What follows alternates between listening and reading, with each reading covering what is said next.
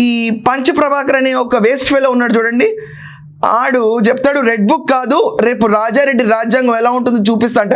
ఎవడరా నువ్వు చూపించేది? ఎవడరా నువ్వు? రాజారెడ్డి రాజ్యాంగమా? రాజారెడ్డే లేడు.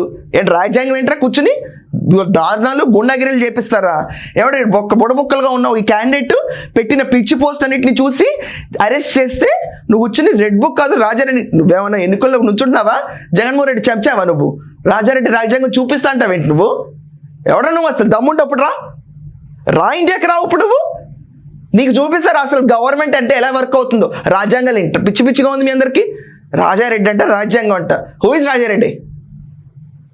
జనాలకి దమ్ము ధైర్యం చచ్చిపోయింది అనుకుంటున్నావా? పిచ్చోళ్ళకి కూర్చుంటున్నారు అనుకుంటున్నావా?